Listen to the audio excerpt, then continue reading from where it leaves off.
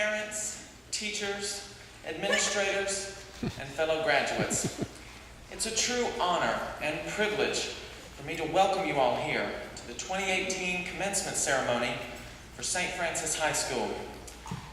As the welcomer, I want to reiterate what Ms. Stack just said and inform you, please place all those noisemakers in the bags which you purchased them in, and as always, silence your cell phones, pagers if you have them, and what she was far too nice to say, be sure to silence those small children. You know what they say, children are wonderful, but silence is golden. Today is a day which many of us have been counting down to. And by many of us, I mean students and teachers. I will never forget the first time I heard the words class of 2018. I was in Mrs. Harrison's 5th grade class, and we were receiving our class t-shirts. I can remember thinking, 2018 will never come. It's just so far away. And now here we are. And I won't stand here and say that it felt like yesterday. Believe you me, there were times that a week felt like it was going to take a year. Am I right? Research paper season? Yep, we know. But the day has come. And today marks a great milestone in our lives. And I know many of our parents are feeling a wave of emotions too. Some may be bouncing off the walls at the thought of the new home gym, craft room, or den you'll have once you get the heck out of their house. Or your parents are like mine, and they're planning to move to the city where your college is.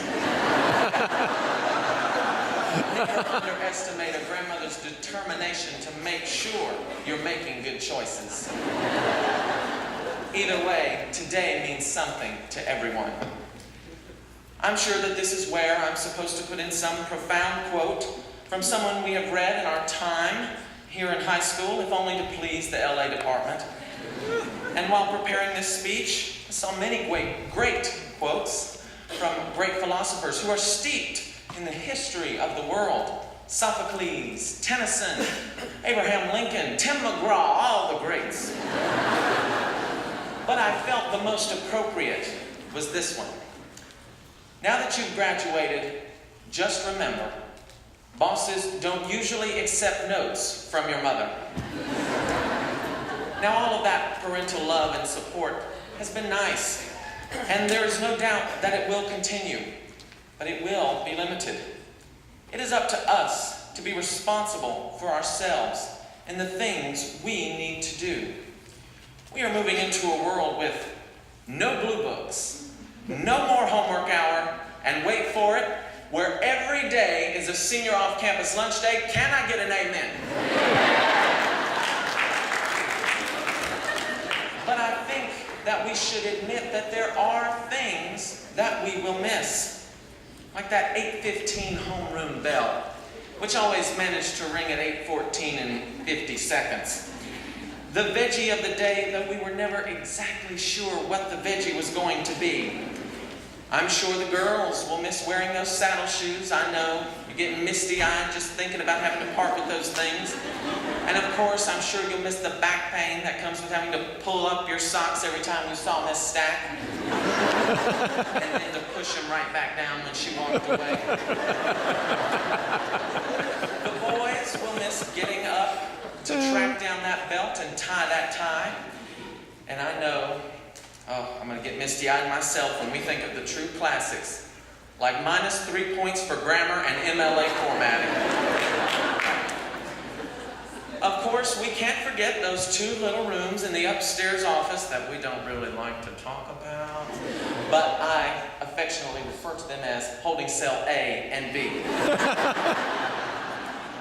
These guidelines may have bothered us, but all of those things were to teach us responsibility and to prepare us for the expectations in that world out there. The St. Francis structure is designed to prepare us for future interactions with our professors, colleagues, bosses, and even our spouses. It might seem a stretch to suggest that our blue books will make us better spouses. But think about it. isn't the main idea of our Blue Books not only to keep us organized, but also to hold us accountable?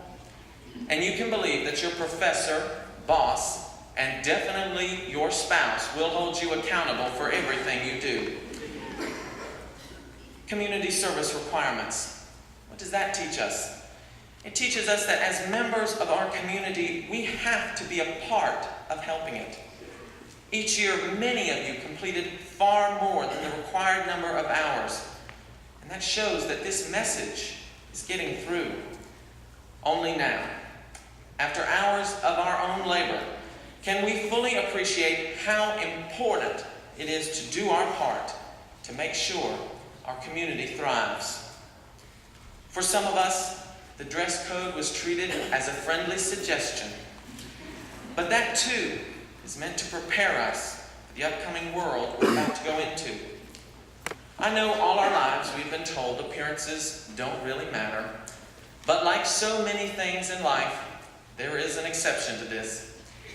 There are expectations in the business world which we will all be expected to adhere to. Someone wise once gave me some advice that I would like to pass on to all of you. And that advice is, dress for the job you want, not the job you have. Think of it like this. When was the last time you saw a meeting at the UN between some unshaven characters wearing flip-flops, t-shirts, and looking like they haven't combed their hair in days in the premiere of China? Hasn't happened yet, because they wouldn't let him through the front door. In my 2 welcome back speeches, I said that this year will be whatever you make of it. That is true for life as well. Your life will be whatever you make of it. After today, it is we who are responsible for ensuring our own success, not our parents, not our teachers, not our friends.